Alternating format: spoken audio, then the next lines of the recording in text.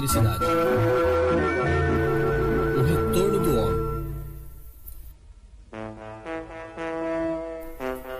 Não que a gente goste muito de repetir as coisas, mas entre nossos alunos de altos estudos elétricos, ainda vejo alguns que não estavam aqui da última vez. Em um circuito elétrico elementar, há 3 grandezas essenciais, ligadas entre elas por uma lei, dita lei de Ohm. As fontes do gênero dessas que a gente encontra nas paredes fornecem uma tensão praticamente constante. U está fixo. Se diminuirmos R, I vai aumentar. E se aumentarmos R, I vai diminuir. Assim, à medida que acrescentamos resistências em série, a intensidade no circuito vai diminuir. Isso é normal, já que a resistência total, ou resistência equivalente, é igual à soma de cada uma das resistências. Caso contrário, você sabe que o Sr. Volta encontraria nos terminais de cada resistência uma certa tensão, que você poderia facilmente calcular. Mas, como diz o Sr. Ohm, o importante é saber que, caso a gente a some, encontraremos exatamente a tensão nos terminais da fonte. Primeira consequência da lei de Ohm. Em série, a soma das tensões dos terminais das resistências é igual à tensão nos terminais da fonte. Bem, mas com bastante frequência, e principalmente nas instalações das casas, as ligações são em paralelo, o que, no esquema, corresponde a isso aqui. A tensão nos terminais de cada resistência é a mesma. Nesse ponto estamos de acordo. Para começar, se houver apenas uma resistência no circuito, passará uma corrente grande I, que o Sr. Ampere poderia medir, mas que a gente poderia calcular com bastante facilidade também. Uma segunda resistência em paralelo vai deixar passar uma corrente I2 de modo que a intensidade total aumenta. Uma terceira resistência deixa passar uma corrente I3 e a fonte, boa garota, fornece sempre. Portanto, segunda consequência da lei de Ohm, em paralelo, a soma das intensidades em cada resistência é igual à intensidade total fornecida pela fonte. Então, é preciso que tudo isso esteja bem claro.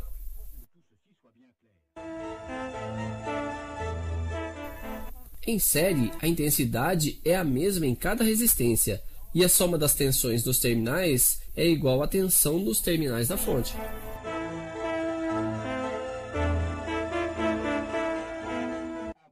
Em paralelo, é a tensão nos terminais que é a mesma, e a soma da intensidade é igual àquela que sai e volta da fonte.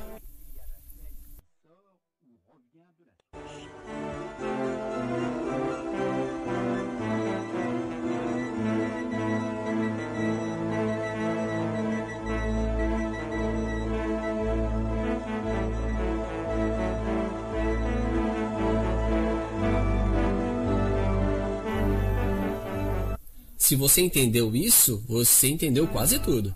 Ah, sobrou uma última coisa. A resistência equivalente de várias resistências em paralelo é, claro, o valor da resistência única que deixará passar a mesma corrente total. Quanto mais resistência a gente acrescenta em paralelo, mais aumenta a corrente total. Portanto, o valor da resistência equivalente diminui. Ah, mas veja bem que não é a mesma coisa que há pouco. Elas não se juntam mais, nossas resistências. Então, o que elas fazem? Para isso, chamaremos nosso matemático de plantão. Caro matemático, 3 resistências em paralelo, de 100, 10 e 1 ohm, dá uma resistência equivalente a quanto? 0,9 ohms, aproximadamente. Ele tem razão, pois, em paralelo, a resistência equivalente é sempre menor que a menor das resistências. Como ele fez essa conta, nosso matemático? Ele se serviu do contrário. 1 dividido por R1 mais 1 dividido por R2 mais 1 dividido por R3 é igual a 1 dividido pela resistência equivalente. Mas eu vejo alguém preocupado. O que fazer quando temos resistências que sejam metade em série, metade em paralelo? Isso não é mais complicado. A forma do contrário vai nos dar a resistência equivalente das duas resistências em paralelo. Essa resistência equivalente está, então, em série com a terceira. E aqui elas se juntam, pura e simplesmente, para dar a resistência total. Mas voltemos às fontes. Sr. Volta, por acaso suas pilhas de 1,5 V são fontes de tensão constante, como nossas tomadas de corrente? Veremos. Tensão nos terminais 1,5 volts. Perfeito. Agora, ligamos uma resistência de 1 ohm. Tensão nos terminais agora de 0,75 volts? Então, Sr. Volta, suas pilhas não são de boa qualidade?